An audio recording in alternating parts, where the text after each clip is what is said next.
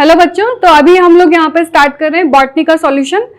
ठीक है, तो स्टार्ट करते हैं बॉटनी से। पहला क्वेश्चन है, पादप कोशिकाओं में किसके द्वारा उत्परिवर्तन प्रेरित किया जा सकता है। स्टार्टिंग में लिखा हुआ है जिएटीन, काइनेटीन, अवरक्त किरणें और गामा किरणें। तो आप देखोगे यहाँ पे जिएटीन और काइनेटीन, तो ये आपका क्वेश्चन, ये आपका आंसर होने से रहा। ठीक है, ये भी नहीं होगा, ये भी नहीं होगा और ये भी नहीं होगा, तो आपका आंसर क्या आ जाएगा, गामा किरणें।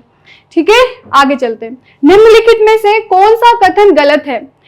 पहला ऑप्शन दिया हुआ है, केंद्रक छिद्र केंद्रक और कोशिका द्रव्य के बीच दोनों दिशाओं में प्रोटीन और आरएनए अणुओं के लिए एक पथ की भांति कार्य करता है। दूसरा ऑप्शन दिया हुआ है, पहले हम चारों ऑप्शन पढ़ेंगे, उसके बाद में आंसर को देखेंगे। तो यहाँ पर दूसरा ऑप्शन दिया हुआ है हमें, परिपक्व चालनी नलिका तत्वों में एक स्पष्ट केंद्रक और साधारण कोशिका द्रव्य उपांग होते हैं।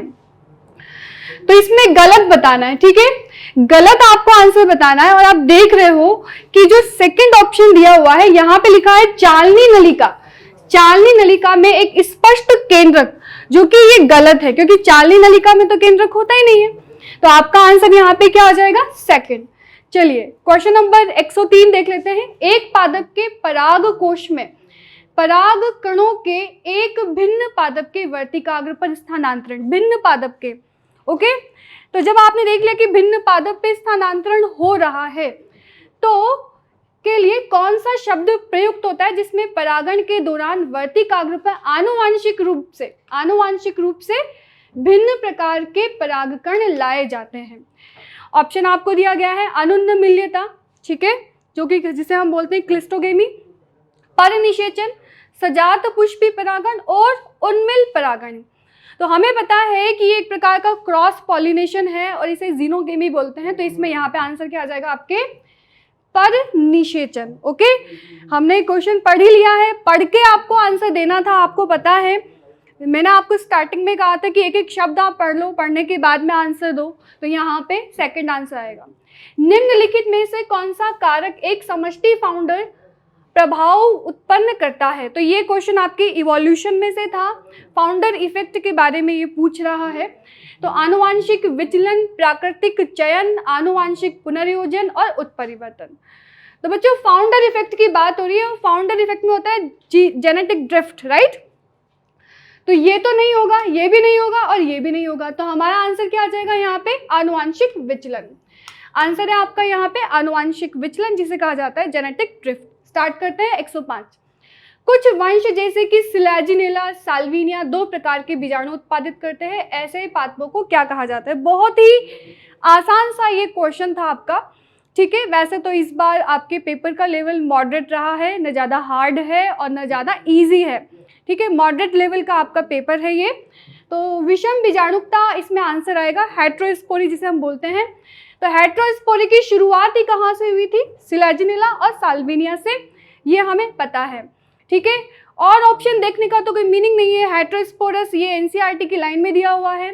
106 पे आते हैं। जनकों द्वारा युग्मकों का उत्पादन, युग्मज का निर्माण और F1 F2 पादपों में निम्नलिखित में से किस चित्र के द्वारा समझाया जा सकता है।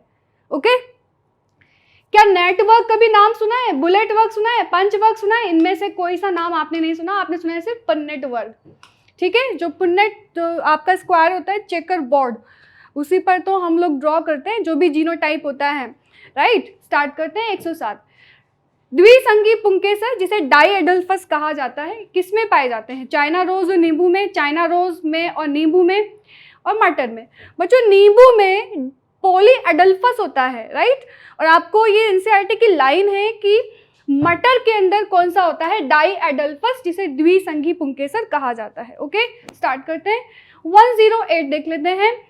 समसंजन, आसंजन, पृष्ठ तनाव, बिंदु स्राव, प्लांट फिजियोलॉजी का ये क्वेश्चन है, ट्रांसपोर्टेशन ऑफ मिनरल में से, राइट। तो मैंने आपको कहा भी था कि ये चैप्टर काफ़ी इंपॉर्टेंट है और इस चैप्टर में से आंसर क्वेश्चन आपके आ चुका है, एक क्वेश्चन बन के आया है इसमें से। तो संसंजन में क्या आएगा, राइट। संसंजन क्या होता है, संसंजन, आसंजन और पृष्ठ तनाव, बिंदु स्राव। तो पहले तो हम बिंदु स्राव को देख लेते हैं, गटेशन। इससे हम बहुत ज़्यादा हमें पता है कि बिंदु स्राव का मतलब क्या होता है। तो जल की हानि, राइट, डी में थर्ड, तो डी में थर्ड इसमें भी आ रहा है, इसमें भी आ रहा है। डी में थर्ड इसमें भी आ रहा है, इसमें भी आ रहा है, तो यहाँ पे बिंदु स्राव में क्या आ जाएगा आपके, डी में थर्ड, राइट। चलो अब सी में आते हैं, पृष्ठ तनाव क्या होता है, पृष्ठ तनाव। तो सी में यहाँ पे आपके द्रव अवस्था में अपेक्षाकृत अधिक आकर्षण, जल अणुओं के बीच पारस्परिक आकर्षण और ध्रुवीय पृष्ठों की और आकर्षण। तो यहाँ पे आप देखिए क्या आएगा, अडेशन। अडेशन यहाँ पे आसंजन का मतलब होता है अडेशन और समंजन का मतलब होता है कोहेजन। एक ही प्रकार के मॉलिक्यूल के बीच में जो अट्रैक्शन होता है उसे हम क्या बोलते हैं, कोहेजन। तो यहाँ पर आंसर हमारा क्या बन रहा है, ए में क्या आएगा, जल के अणुओं के बीच में पारस्परिक आकर्षण। ठीक है, एक ही प्रकार के जल के अणु हैं, उनके बीच में आकर्षण हो रहा है, तो ए में आएगा आपके सेकंड, राइट। तो आंसर आपके यहाँ पे बन रहा है सेकंड। ए में आ रहा है आपके क्या आ रहा है, सेकंड, राइट। और बी में आपके आ रहा है यहाँ पे फोर्थ, बी में आ रहा है आपके यहाँ पे फोर्थ, देखो इधर। और सी में आपके आ रहा है फर्स्ट। ठीक है, थोड़ा सा ये सावधानी से करने वाला पेपर था और आपने किया होगा। गेमा, इसमें लिखा हुआ है जेमी, जेमी जिसे हम गेमा कप बोलते हैं, जेमी किस में पाए जाते हैं। तो बच्चों गेमा कप जो होता है वैसे तो लीवरवर्ट और मोस दोनों में पाए जाते हैं, लेकिन यहाँ पे बेसिकली स्पेसिफिकली यहाँ पे लीवरवर्ट के बारे में लिखा हुआ है, तो हमें तो लीवरवर्ट ही लगाना है क्योंकि हमारी एनसीईआरटी में लीवरवर्ट मेंशन है, तो लीवरवर्ट हमें आंसर लगाना है। तो आपका आंसर है फर्स्ट। परिपक्व अवस्था में एक प्रारूपी आवृत बीजी भ्रूण कोश में निम्नलिखित में से कौन सा होता है। तो 7 सेल 8 न्यूक्लियोटाइड, ये हमें रटा हुआ है, 7 सेल 8 न्यूक्लियोटाइड, कौन सा आंसर आ जाएगा आपके सेकंड, राइट। चलो, प्रकृति में अंतरजातीय प्रतिस्पर्धा के बावजूद, देखो हमने कंपटीशन पढ़ा है, काफी लंबा टॉपिक था और एफटीआर में भी मैंने आपको कहा था कि कंपटीशन में से क्वेश्चन आएगा ही आएगा। ठीक है, जो इंटर स्पेसिफिक वहाँ पर जो भी हमने देखी अंतरक्रिया, जातियों के मध्य जो अंतरक्रिया होती है वो बहुत ही इंपॉर्टेंट था, तो क्वेश्चन वहाँ से आ भी चुका है। ठीक है, ये हमने एफटीआर में भी कवर करवाया था। तो प्रकृति में अंतरजातीय प्रतिस्पर्धा के बावजूद प्रतिस्पर्धा करने वाली जातियों ने अपनी उत्तरजीविता के लिए, अपने सर्वाइवल के लिए कौन सी विधि का विकास किया, राइट। तो यहाँ पे लिखा हुआ है भक्षण, संसाधन का विभाजन और स्पर्धा, निर्मुक्त और सहोपकारिता। देखिए मैकऑथर के बारे में आपको पता है, उन्होंने बताया था रिसोर्सेस पार्टीशनिंग के बारे में।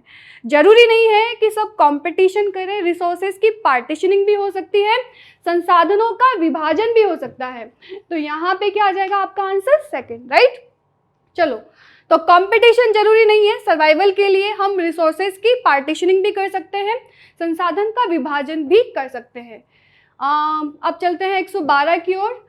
पुनर्योगज डीएनए मतलब रिकॉम्बिनेंट डीएनए का प्रौद्योगिकी के लिए शुद्धिकरण प्रक्रिया में शीतल इथेनॉल को मिलाने से यह किसे अवक्षेपित करता है। अवक्षेपित का मतलब प्रेसिपिटेट करता है।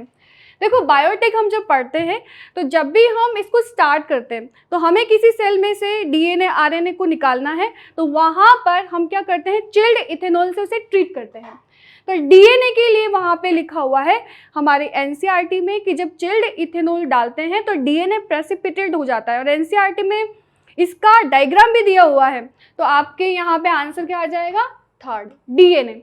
ठीक है, तो आपको ये भी बताया गया था कि जाने से पहले एनसीईआरटी के डायग्राम भी जरूर देख के आएँ। तो जिसने बहुत अच्छे से पूरी तरह से आगे पीछे उल्टा सीधा तरीके से पूरी एनसीईआरटी पढ़ ली होगी उसको ये क्वेश्चंस आ रहे होंगे। तो 113 क्वेश्चन है, जेल पर रखे, ठीक है, जेल पर रखे इथीरियम ब्रोमाइड, जेल पर रखे जो अगेरोस जेल होती है उसकी बात कर रहा है ये।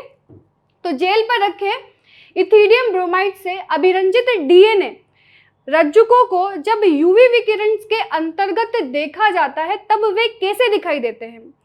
तो देखो जेल इलेक्ट्रोफोरेसिस ये वाला टॉपिक हम मॉलिक्यूलर बायो में भी कवर कर लेते हैं और बायोटेक में भी कवर कर लेते हैं, और वहाँ पर पूरी प्रोसेस में हमने देखा है कि जब इथीरियम ब्रोमाइड को डाला जाता है तो हमें चमकीली नारंगी पट्टियाँ यहाँ पे दिखाई देती है। तो आंसर आपका क्या आ जाएगा, थर्ड।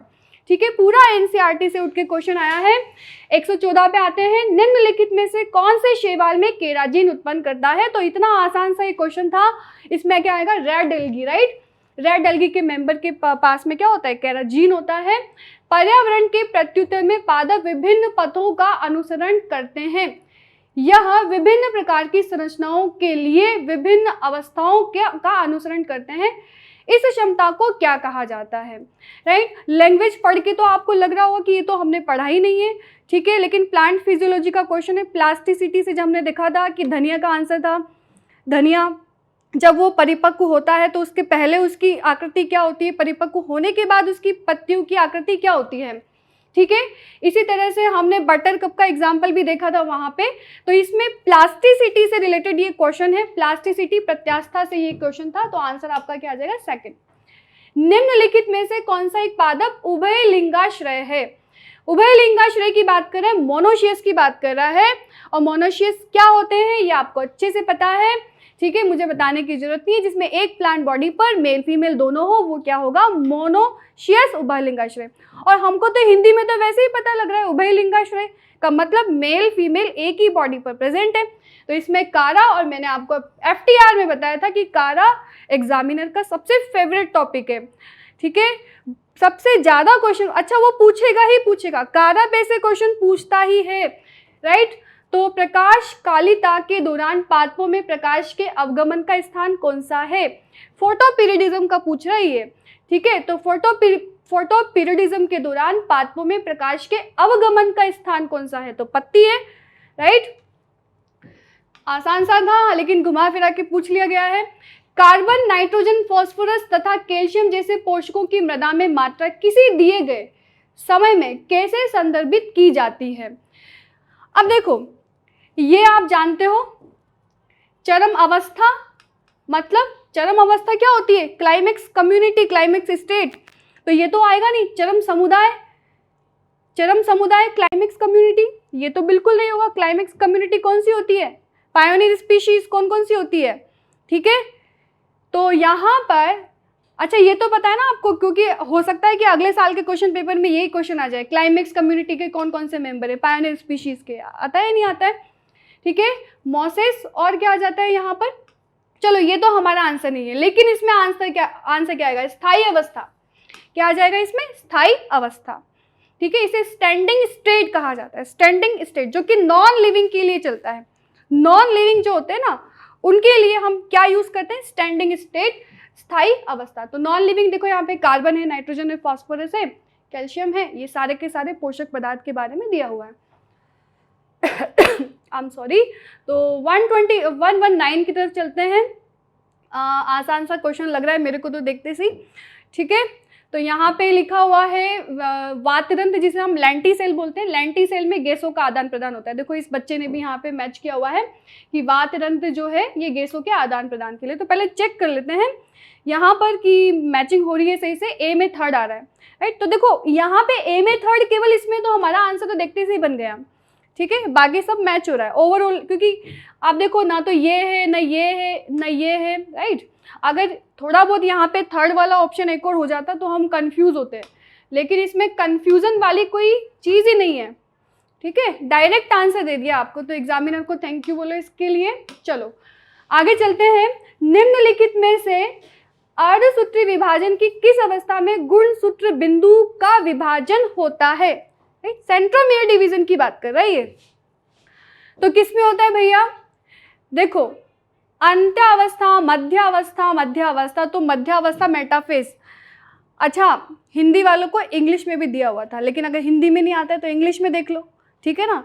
अगर हिंदी में नहीं समझ में आ रही है कुछ टर्मिनोलॉजी तो इंग्लिश में देख लो, राइट। तो वहाँ मध्यावस्था का मतलब क्या होता है, मेटाफेज। तो मेटाफेज में तो होता ही नहीं है, मेटाफेज में गुणसूत्र क्या होते हैं, मध्य पटलिका पे आके जम जाते हैं, तो अंत्यावस्था भी नहीं होगा, राइट। तो यहाँ पे क्या आएगा, पश्चावस्था या फिर अंत्यावस्था, तो यहाँ पे आएगा आपके पश्चावस्था, राइट, पश्चावस्था। तो आंसर आपके क्या आ जाता है, पश्चावस्था, सेकंड।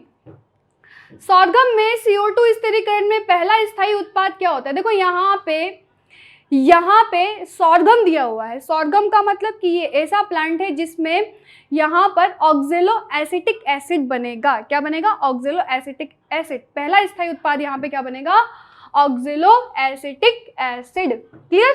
चलो तो यहाँ पे आप C3C4 प्लांट्स को भी देख लेना, अच्छे से देखो C3C4 प्लांट, वहाँ से क्वेश्चन बन के आता है। हमने जब FTR करवाया तो बार बार आपको कहा था इस चीज़ के बारे में, ठीक है। निम्नलिखित में से कौन सा कथन सही नहीं है, सही नहीं है ये बताना है, ठीक ठीक है।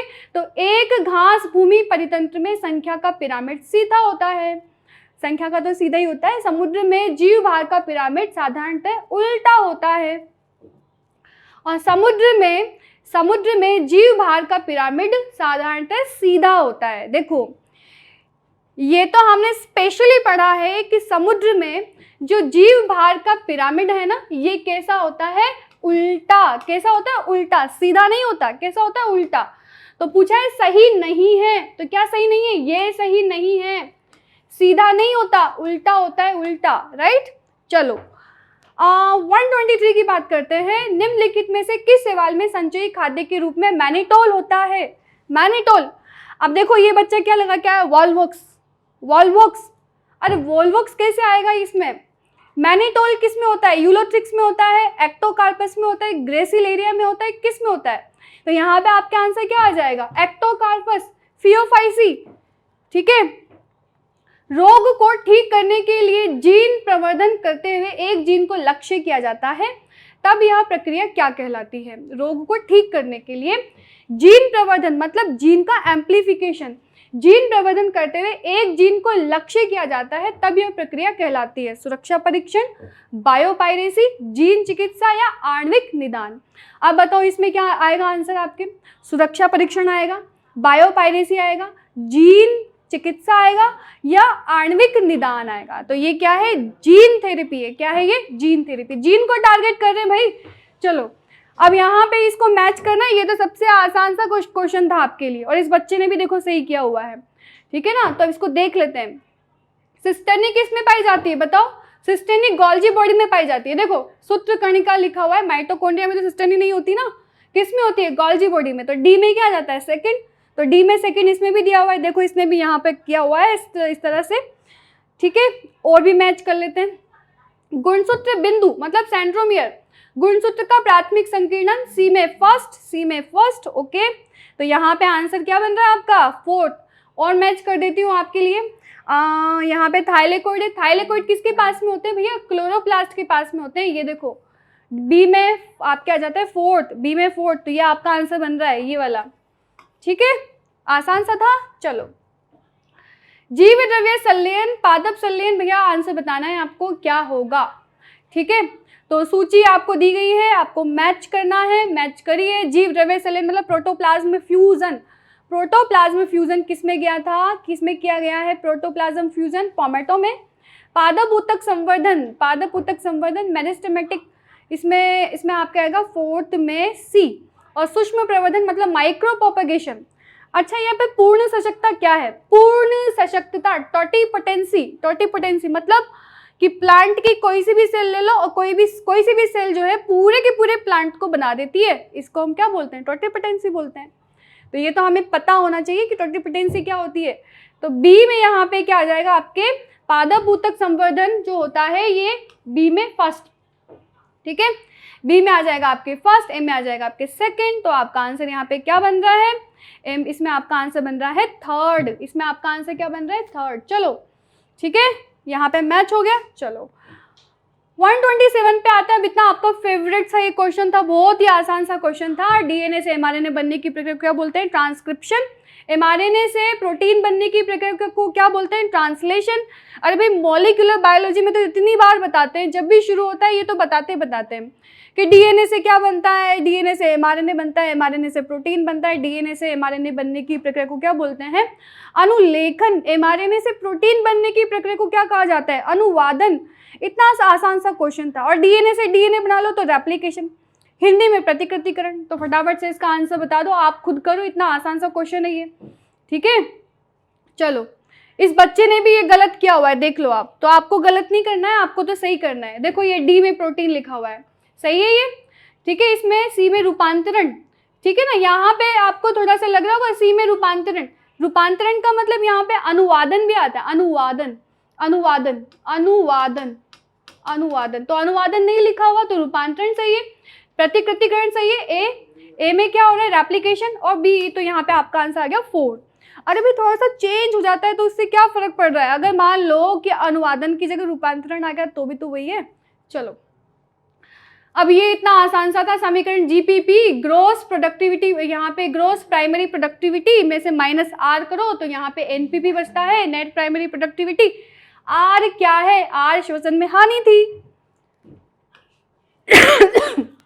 129 गुणसूत्र की दो बराबर भुजाओं में, ये देखो मेटासेंट्रिक, सब मेटासेंट्रिक, टीलोसेंट्रिक सब है, आपको बताया हुआ है क्लास के अंदर। टीलोसेंट्रिक क्या होता है, मेटासेंट्रिक क्या होता है, एक्ट्रोसेंट्रिक क्या होता है, ये सब तो बहुत आसान सा था। ठीक है, तो ये मेटासेंट्रिक इसने भी सही कर दिया, इस वाले बच्चे ने भी सही कर दिया। चलो, तो यहाँ पे लिखा हुआ है एक खेत में घास पात को समाप्त करने के लिए। घास पात क्या होती है? जो वीड होती है ना, वीड मतलब जो अनैच्छिक फसलें, ठीक है, अनवांटेड क्रॉप्स। तो अनवांटेड क्रॉप को घास पात को बोलते हैं। घास पात को समाप्त करने के लिए कौन सा पादप हार्मोन उपयोग में लाया जाता है? तो आईबी, वैसे तो ऑक्सीन लाया जाता है ना, लेकिन उसमें यहाँ पे आपको बताना है, ठीक है, आपके एनसीईआरटी का बताया ना, तो एनसीईआरटी में 2,4-D मेंशन किया हुआ है, तो यहाँ पे क्या जाएगा आपके 2,4-D।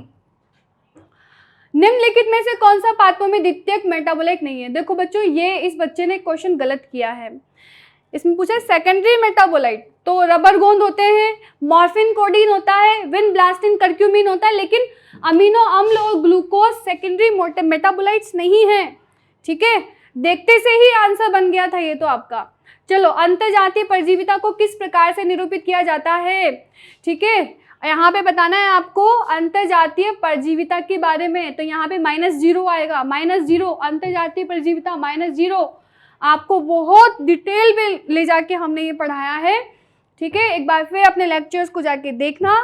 ठीक है, चलो, अगर आप सही करके आ गए तो बहुत अच्छी बात है, खुशी की बात है। निम्नलिखित में से कौन सा एक पीसीआर के अनुप्रयोग नहीं है? पीसीआर का क्या अनुप्रयोग नहीं है? देखो, PCR polymer chain reaction, DNA के बहुत सारी कॉपी आपको प्राप्त करनी है तो पीसीआर करवाते हैं। पीसीआर बेसिकली ऑप्शनल होता है। अगर आप कोई भी प्रयोग कर रहे हो और आपके पास जो आपका सैंपल है वो छोटी सी मात्रा में है और उस सैंपल का आपको ज़्यादा मात्रा चाहिए तो पीसीआर करवा दो, राइट। तो पीसीआर का यहाँ पे क्या उपयोग है? ठीक है, वो तो हमें पता है, क्या नहीं है ये बताना है। जीन उत्परिवर्तन का पता लगाया सकता है, बिल्कुल। ठीक है, पीसीआर में पता लगा सकते हैं। आणविक निदान के लिए भी करते हैं इसको उपयोग में। जीन प्रवर्धन, जब जीन प्रवर्धन करवाते हैं तब भी इसका उपयोग किया जाता है। इसमें लिखा है पृथक किए गए प्रोटीन का शुद्धिकरण। तो देखो, ये पीसीआर जो होता है ना, प्रोटीन के शुद्धिकरण के लिए नहीं है, ध्यान रखना। ये ध्यान के रखना है तो कॉमन सी बात है, पीसीआर पढ़ा है हमने। ठीक है, निम्नलिखित में से, तो ये आपके लिए बहुत सही, बहुत इजी वाला क्वेश्चन आ गया ऐसे बच्चों के लिए जो बिल्कुल एनसीईआरटी देख के गए थे। तो ये टू द पॉइंट आपका आंसर है। ठीक है, पीसीआर के क्रम बता दो, ये आपने पढ़ा हुआ है। सबसे पहले क्या करते हैं हम यहाँ पर? निष्क्रियकरण, फिर तापानुशीलन, फिर प्रसार। अच्छा, इंग्लिश में बताती हूँ आपको, इसको क्या बोलते हैं? इसको बोलते हैं यहाँ पे डीनेचुरेशन। ठीक है, इसको बोलते हैं एनिलिंग और इसको बोलते हैं एक्सटेंशन। तो आपका आंसर क्या आ जाएगा? Second, right. अब यहाँ पे इसे सॉल्व करना, ये भी बहुत आसान सा क्वेश्चन था, देख लेते हैं क्या है ये। काफी आसान सा था ये, तो देख लो। सक्रिय कोशिका विभाजन की क्षमता वाली कोशिकाएं, तो इसमें क्या आ जाएगा आपके? विभजोतक कोशिकाएं। एक ऊतक जिसमें कोशिकाएं संरचना और कार्य की दृष्टि से समान है। जहां पे कोशिकाएं कार्य की दृष्टि से समान होती है, इसमें बी में 4th आ जाएगा, राइट। तो देखते से ही आंसर लग रहा है यहाँ पे क्या है, जो आपको पता भी है क्या है आंसर। विभिन्न प्रकार की कोशिकाओं वाला ऊतक, ठीक है, जिसमें विभिन्न प्रकार की कोशिकाएं होती है। तो इसमें विभजोतक में हम देखते हैं ना, किसमें देखते हैं? अत्यधिक मोटी भित्ति व सक्रिय गुहा वाली मृत कोशिकाएं। तो इसमें तो भैया डी में 3rd आएगा, राइट। तो डी में आएगा आपके 3rd, तो आंसर आता है सेकंड। ये देखो, आसान सा क्वेश्चन था, पेपर भी आसान ही था, ठीक है, इतना आसान भी नहीं था। कुछ क्वेश्चन सही हैं, कुछ क्वेश्चन ऐसे ही हैं। निम्नलिखित में से कौन सा कथन सही है? सही बताना है आपको, निम्नलिखित में से कौन सा क्वेश्चन जो है यहाँ पे सही है। तो कुछ जीव वायुमंडलीय नाइट्रोजन की आच्छादित कोशिका कही जाने वाली विशिष्ट कोशिकाओं में स्थिरीकृत कर सकते हैं। कुछ जीव वायुमंडलीय नाइट्रोजन के आच्छादित कोशिका वाली कही जाने वाली कोशिकाएं, दो कोशिकाओं के संलयन के केंद्रक संलयन कहा जाता है। ठीक है, सही बताना है आपको। तो अचल युग्मकों पर दो चल युग्मकों के बीच में जीव द्रव्य के संलयन को कोशिका द्रव्य लयन कहा जाता है। कोशिका द्रव्य लयन कहा जाता है। अचल युग्मकों पर दो चल युग्मकों के बीच जीव द्रव्य के संलयन को कोशिका द्रव्य संलयन कहा जाता है। जो जीवित पादपों पर निर्भर होते हैं उन्हें मृतोपजीवी कहा जाता है।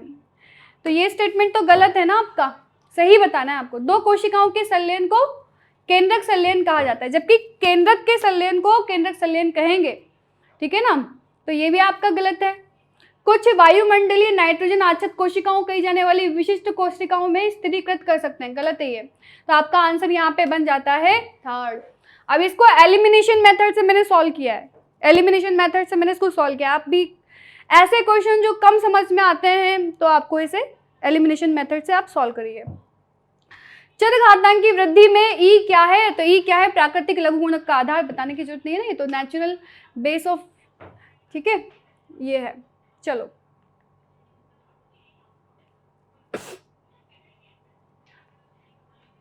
निम्नलिखित में से किन कुलों में युग्म में उनके कुछ सदस्यों में परागकणों की जीवन क्षमता उनके मुक्त होने के बाद महीनों तक रहती है, ठीक है। तो रोजेजी और लेग्यूमिनेसी, इसमें आंसर क्या आ जाएगा आपके, रोजेजी और लेग्यूमिनेसी, ये आपका आंसर है, ठीक है। एनसीईआरटी का तो 3 दिया हुआ है, उसमें से आपके रोजेजी और लेग्यूमिनेसी आएगा। अब इसमें ये भी है, ये भी आसान सा क्वेश्चन था। नाइट्रोकोकस का क्या कार्य है, राइजोबियम का क्या कार्य है, थियोबैसिलस का क्या कार्य है, नाइट्रोबैक्टर का क्या कार्य है, ये आपको नाइट्रोजन फिक्सेशन में पढ़ाया गया है, ठीक है। तो इसमें ए में आपकी क्या आएगा, नाइट्रोकोकस क्या करता है, अमोनिया को नाइट्राइट में परिवर्तित करता है, ठीक है। और बी में आपके क्या आएगा, बी राइजोबियम क्या करता है, वायुमंडलीय नाइट्रोजन का अमोनिया में परिवर्तन करता है। तो आपके देखते से आंसर क्या बन रहा है, 2nd।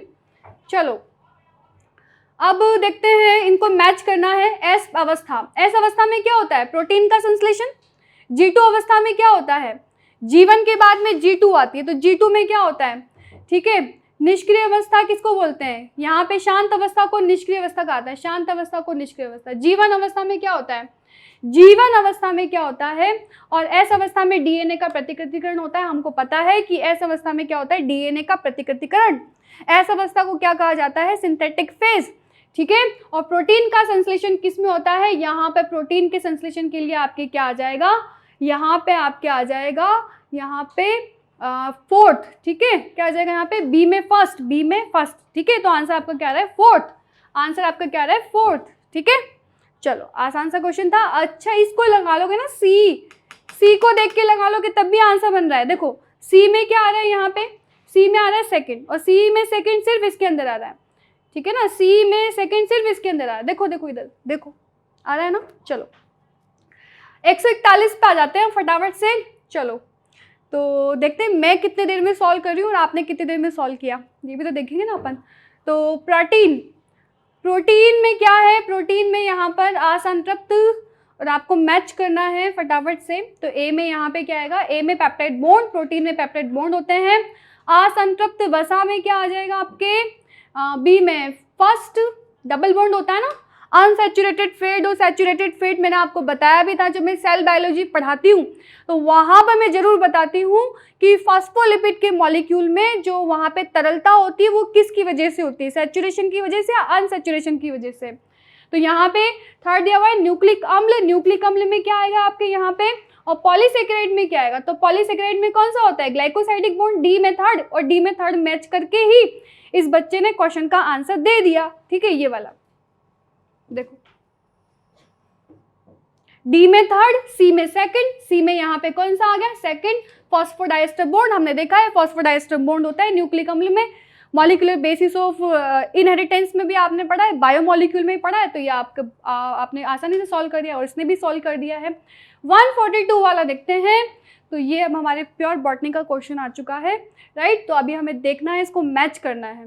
तो दिया हुआ है ये वाला फ्लोरल फॉर्मूला आपको दिया हुआ है, और इस फ्लोरल फॉर्मूला को मैच करना है कि ये किससे बिलोंग करता है। मैंने आपको कहा भी था कि केवल एनसीईआरटी का आप चेक करके ले चल जाओ, उसमें आप ब्रेसिकेसी का देख के जाना, फैबेसी का देख के जाना, इन दोनों का भी देख लेते हो ना तो आपका काम बन जाएगा, ठीक है। तो यहाँ पे आपके ए में क्या आएगा, ए जो है मैंने कहा था फैबेसी देख के जाना, तो ये फैबेसी का है। देखो ये देखो ये यहाँ पे 9+1 से पता लगा है, ये 9+1 से फैबेसी का है, ये ए में 3rd। तो ए में 3rd किस में आ रहा है, ए में 3rd किस में आ रहा है, इसमें आ रहा है, ए में 3rd इसमें आ रहा है। तो मुझे लगता है यही आंसर है, अगर ए में 3rd आ रहा है तो यही आंसर है, ठीक है। चलो 2nd, तो एक मैच कर लिया आपने, वो काफी है। और मैंने कहा था फैबेसी को देख के जाना, और वो आ भी गया है। चलो ससीम केंद्रित जीवों में अनुलेखन की प्रक्रिया में आरएनए पॉलीमरेज थर्ड की भूमिका क्या है? अब देखो, जब आपको पढ़ाते हैं ना तब भी वहाँ पे बताया जाता है, ट्रांसक्रिप्शन हम देखते हैं, ट्रांसलेशन देखते हैं, तो वहाँ पे आरएनए पॉलीमरेज का पूरा एनसीईआरटी से उठ के आया है ये, ठीक है। तो एनसीईआरटी की लाइन है और इसमें आपको आंसर बताना है। तो आरएनए पॉलीमरेज थर्ड की भूमिका क्या होती है? यहाँ पे टीआरएनए, 5s आरएनए, एसएनआरएनए, ठीक है, इसको अनुलेखित ये करता है। ओके, चलो आगे देखते हैं 144। निम्नलिखित में से कौन सा कथन गलत है? चक्रीय प्रकाश फास्फोरिलीकरण में PS1 और PS2 दोनों शामिल होते हैं। सेकंड है ATP NADPH2 दोनों का चक्रीय प्रकाश फास्फोरिलीकरण के दौरान संश्लेषण होता है। पीठिका लेमेली में केवल PS1 होता है और NADP रिडक्टेज का अभाव होता है। ग्रेना लेमेली में PS1 और PS2 दोनों होते हैं। तो यहाँ पर ये ऑप्शन देखते से ही आपको समझ में आ गया कि आपका आंसर क्या आएगा, यहाँ पे 4, ठीक है। तो ये आपका आंसर है। कोशिकाओं में क्लोन में रेडियोधर्मी प्रोब में इसके डीएनए का संकरण कर उसके बाद ऑटो रेडियोग्राफी, पहले तो आपने संकरण करवा दिया, मतलब वही वाली प्रोसेस आ रही है जो हमने डीएनए फिंगरप्रिंटिंग में भी देखी थी। सबसे पहले यहाँ पे डीएनए का संकरण करवा दिया प्रोब की सहायता से, फिर उसके बाद में उसे ऑटो रेडियोग्राफी प्रयुक्त कर इसकी पहचान करनी है। तो कैंसर उत्पन्न करने वाली उत्परिवर्तन जीन का पता आजकल कैसे संभव है, कैसे लगाया जा सकता है? तो उत्परिवर्तन जीन फोटोग्राफिक फिल्म पर नहीं आती है क्योंकि प्रोब में उसका पूरक होता है। देखो, जिसमें उत्परिवर्तन होता है तो प्रोब को कैसे पता? तो प्रोब तो इसका पूरक नहीं हो सकता। देखो, उत्परिवर्तन जीन फोटोग्राफिक फिल्म पर आंशिक रूप में आती है, ये भी गलत है। उत्परिवर्तन में फोटोग्राफिक फिल्म पर पूर्ण और स्पष्ट रूप से आती है, ये भी गलत है। देखो, उत्परिवर्तन में जीन फोटोग्राफिक फिल्म बोल रहा है ये, राइट। तो उत्परिवर्तन में जीन फोटोग्राफिक फिल्म पर नहीं आती क्योंकि प्रोब में इसका कोई पूरक नहीं होता, क्योंकि प्रोब का तो सीक्वेंस हमें पता है ना, हम हाइब्रिडाइजेशन करवाने जा रहे हैं तो प्रोब का तो पता है, लेकिन जब उत्परिवर्तन हो गया तो प्रोब को क्या पता कि उत्परिवर्तन हुआ है, तो यहाँ पे प्रोब का पूरक नहीं होगा और आंसर आपका क्या जाएगा 4। चलो, डीएनए अंगुली छापन में डीएनए अनुक्रम में किस विशिष्ट स्थानों पर विभिन्नताओं की पहचान की जाती है? ठीक है, तो ये बहुत आसान सा क्वेश्चन था। देखो, बहुत ही आसान सा था। रिपीटेटिव डीएनए हमने पढ़ा है, VNTR सीक्वेंस है ना, variable number of tandem repeats. तो यहाँ पे आपका क्या आ जाएगा, पुनरावृत्ति डीएनए, रिपीटेटिव डीएनए, इससे हम पहचान कर पाते हैं। चलो, निम्नलिखित में से कौन सा कथन गलत है? उपापचयी प्रक्रियाओं में श्वसन में प्रोटॉन प्रवणता उत्पन्न करती है। गलत बताना है आपको, सही नहीं बताना। वायवीय श्वसन के दौरान अनाक्सीजन की भूमिका अंतिम अवस्था तक सीमित है। ETS में इलेक्ट्रॉन ट्रांसपोर्ट सिस्टम में NADH+ के अणु से ATP के 2 अणु बनते हैं। अब आप बताओ कि NADH से ATP के 2 बनते हैं, 3 बनते हैं, ठीक है। तो आपने देखते ही इसका आंसर लगा भी लिया होगा, मुझे बताने की जरूरत नहीं है, आंसर आपका 3rd आ रहा है। चलो, प्लाज्मिड दिया हुआ है, PBR वाला क्वेश्चन आ गया। देखो, ये हर साल इस पे क्वेश्चन आते आता है और फिर आ गया। तो प्लाज्मिड PBR 322 में जीन एम्पिसिलिन R के अंदर यहाँ पर दिया हुआ है PST, फर्स्ट प्रतिबंधन एंजाइम है, रेस्ट्रिक्शन एंजाइम है, जो कि एम्पिसिलिन प्रतिरोध दर्शाता है, ठीक है।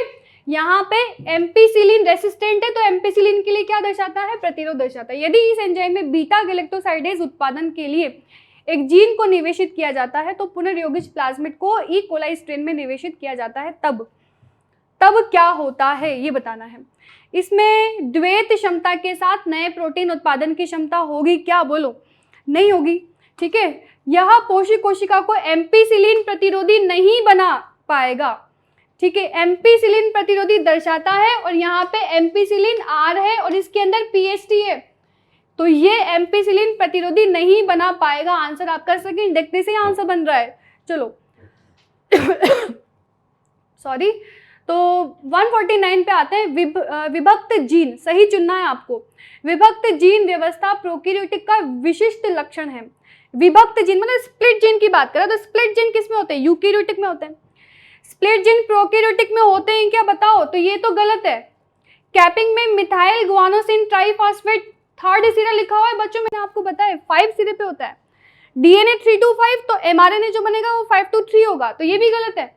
जीवाणुओं में अनुलेखन की प्रक्रिया का समापन करने के लिए RNA पॉलीमरेज रो कारक के साथ जुड़ता है, बिल्कुल सही है है ना भाई। प्रोकैरियोटिक में तो रोई होता है ना, यूकैरियोट में नहीं होता कोई सा भी। तो यहाँ पे ये सही है। इसको भी पढ़ लेते हैं। एक अनुलेखन इकाई में कूट रज्जु mRNA पर प्रतिकृत होता है। भैया ये भी गलत है, तो आपका आंसर क्या जाएगा? थर्ड। चलो 150 पे आते हैं। लास्ट क्वेश्चन चल रहा है। बाह्य त्वचा को फाड़ने वाली शिथिल मृदु कोशिकाएं जो छाल में लेंस के आकार को छिद्रित बनाती है, आपको इसमें से सही मैच करना है। तो स्पंजी मृदु तक दिया हुआ है, स्पंजी मृदु तक का कार्य भैया ये बिल्कुल नहीं होता है। घास की पत्तियों की बाह्य त्वचा में बड़ी रंगहीन रिक्त कोशिकाएं होती हैं। सहायक कोशिकाएं गलत है, ठीक है। द्विबीजपत्री में संवहन मंडल में मोटी भित्ति वाली बड़ी कोशिकाएं घिरे होते हैं।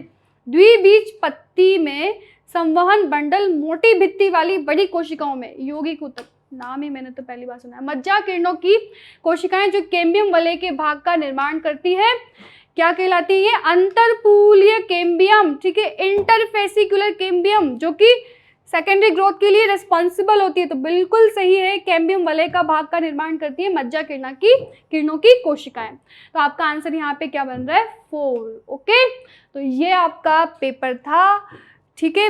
आज मैं ये नहीं बोल सकती कि बहुत आसान था या बहुत टफ था, ये एक मॉडरेट टाइप का पेपर था। एनसीईआरटी से काफ़ी क्वेश्चन थे, आपने देख लिए। और निष्कर्ष ये है कि इस एनसीईआरटी को आप आगे से पीछे से, पेपर को भी आगे से पीछे से, सब जगह से आप 3-4 बार आप इसको पढ़ोगे ना, तब जाके आपके क्वेश्चन सॉल्व होंगे, ठीक है। तो wish you all the best, thank you.